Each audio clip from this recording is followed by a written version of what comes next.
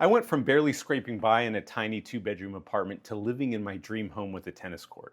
And if you've been trying to manifest money, freedom, or the life of your dreams, but you're still struggling to pay your bills, you're not broken. You're just missing the core principles. See, I've studied 27 of the best manifestation teachers on the planet, from Neville Goddard to Dr. Joe Dispenza to Abraham Hicks and Wayne Dyer. And I discovered they all agree on 8 core principles that create real change. Today, I'm going to give you those 8 core principles along with 8 practical techniques that you can use today to start creating the life of your dreams. So here's what every teacher knows. Don't wait to get the thing to feel the way you want to feel. You have to assume it's already yours. See, back in 2020, COVID hits and I have no tennis courts to coach on. So we got no way to make money and I'm thinking to myself, we are completely screwed. But then I remember what Neville Goddard said, assume the feeling of the wish fulfilled. So we did something that felt totally ridiculous. My wife and I would see ourselves in meditation walking out to this beautiful backyard with our own tennis court,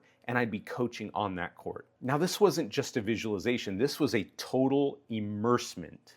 Immersement, is that a word? I don't know. It was a total immersion, and a few days later, synchronicity brought 2 of my tennis students together. They found out they both knew me. One of the students says, call her because she's got this court that I can coach on. And one phone call later, we were set up to live in the house, which is now where we live. See, the universe had been waiting for us to feel abundant first, and then the manifestation came. So here's an exercise you can use called the 5-minute end state. So sit somewhere comfortable with your eyes closed, and imagine today is the day after your desired reality has begun. Engage all 5 of your senses. See what you see, hear what you hear, smell, use all of them. Don't wish for it, but feel the gratitude, the calm, the abundance that is coursing through your body. Set a timer for 5 minutes and don't break character until that timer goes off. Abraham Hicks said it really well. You don't attract what you want, you attract what you're the vibration of. See, your vibrational frequency is like a radio station.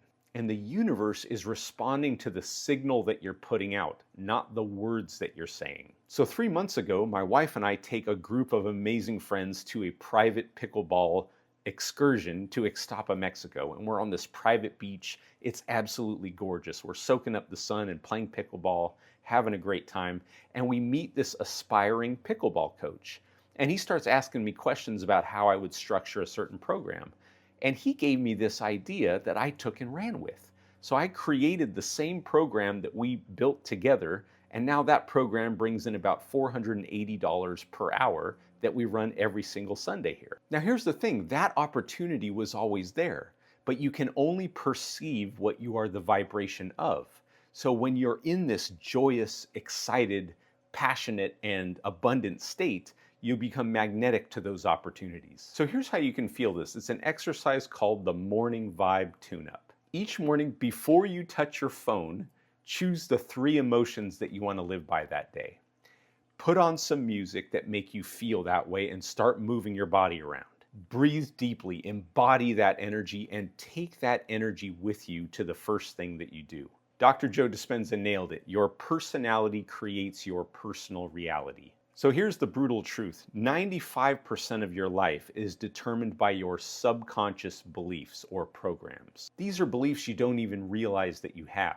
And for years, my beliefs were, it's really hard to get rich, we'll never be wealthy, girls are not interested in me, and all of these other limiting beliefs. Deep down, I knew these thoughts were sabotaging me, but I felt powerless to change them.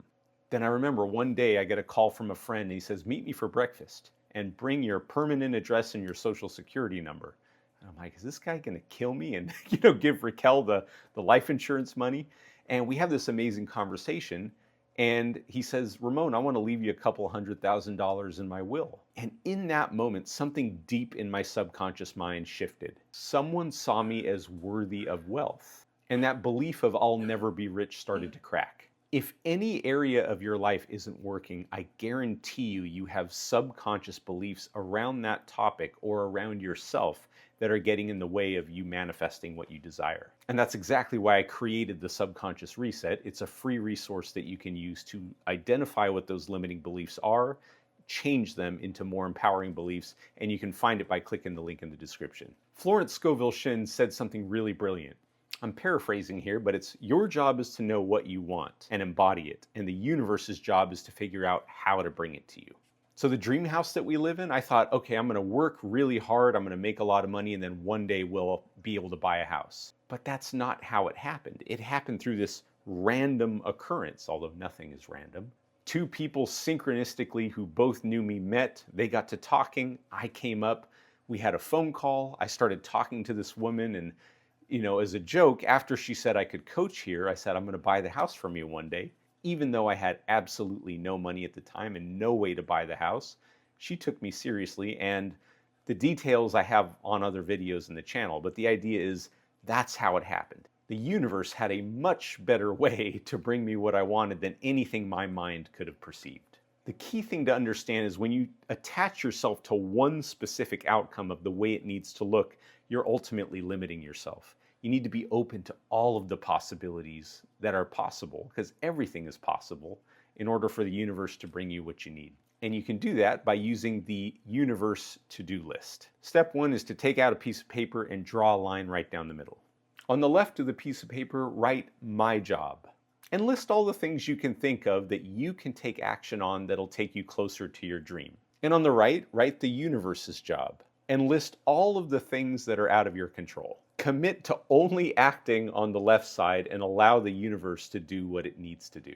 Rhonda Byrne, the author of The Secret, said that gratitude will shift you to a higher vibration and you will attract much better things. So last year, my wife and I are on this amazing vacation at the beach in San Diego that we take every year, and we both made an agreement not to work during this time. So we're sitting there, we're laying in the beach, we're having an amazing time, and then we get an email from this company called La Roche-Posay, which is a cosmetic brand, and it turns out that they wanted to shoot a commercial with tennis star Taylor Fritz in our backyard. They're going to pay us $6,000 a day, and we didn't have to do a thing. And here's what hit me. When we were on the beach, we were feeling so grateful just to be alive and to be in this amazing place. And when you're in that state of gratitude, the only thing that can come to you are more things to feel grateful for. So you can practice this using the gratitude cascade. So when you get up first thing in the morning, list 3 things that you're grateful for in that moment. And these don't have to be crazy things. It could be the coffee that you're drinking, or the bed you get to sleep in, or your family, or your health. It could be anything. And for each one of those, say why you're so grateful for those and how they make you feel. Let that feeling of gratitude spill into the next thing that you're going to do, and just continue that the entire day. Now, Wayne Dyer taught that manifestation happens in the present moment. So the more present you are, the more synchronicities and the more opportunities become available to you. So 3 years ago, we're driving up to look at a investment property up in the mountains. And that morning, I had done a Dr. Joe Dispenza meditation. And on the car ride, I'm listening to a book called The Celestine Prophecy, which is a great book. And we get to this first property that we're going to look at. I go up the stairs and hang a left, and there on the bookshelf in the bedroom are a stack of books. And at the very bottom of that stack is Dr. Joe Dispenza's Becoming Supernatural, right over the Celestine Prophecy. I scream at the top of my lungs. My wife thinks, bloody murder or something. And I'm going to say, you're not going to believe what just happened. That synchronicity was the universe saying, you're exactly where you need to be. When you're present, when you're paying attention, this magical stuff happens all the time. So here's an exercise called the 60-second presence reset that you can use many times a day. So just pick one mundane activity that you do every day, like washing your hands or brushing your teeth or whatever. And for 60 seconds when you're doing this, give it your full attention.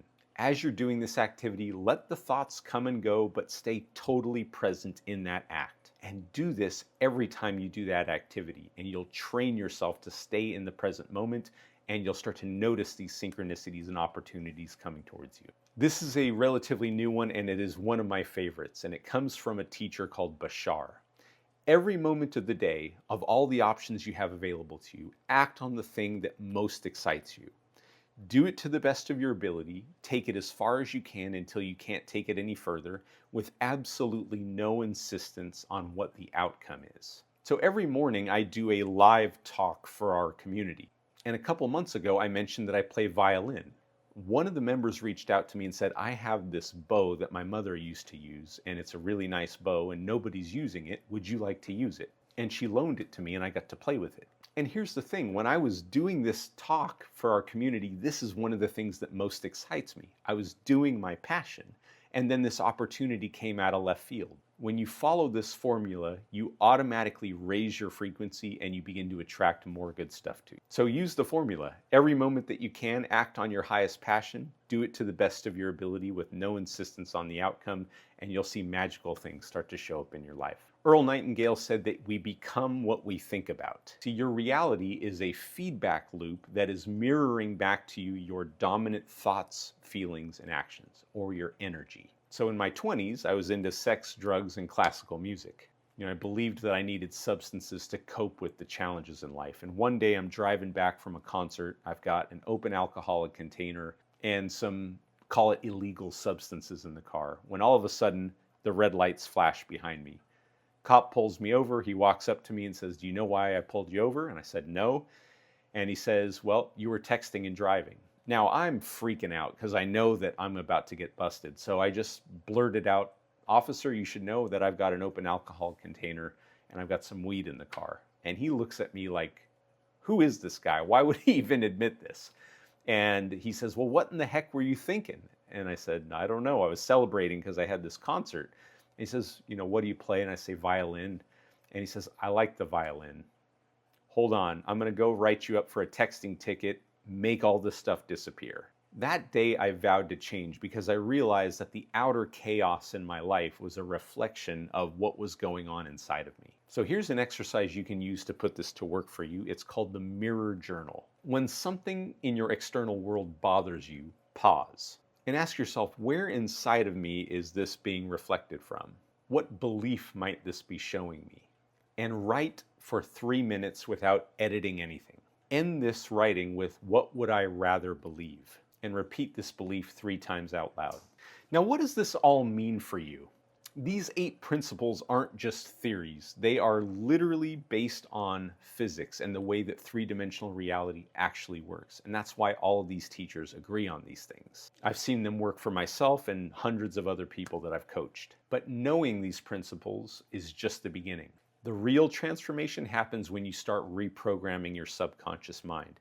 And that's why I created the Subconscious Reset. It's a free resource that you can download by clicking the link that'll show you what your limiting beliefs are, show you how to get rid of them, and show you how to replace them with beliefs that automatically pull you to the future that you desire. Let me know in the comments which one of these 8 principles hit you the hardest. And come back and tell me how they're working in your life. And let's do something else. Let's share this video with someone who you know needs it. Thanks again for watching this video, and I'll see you in the next one.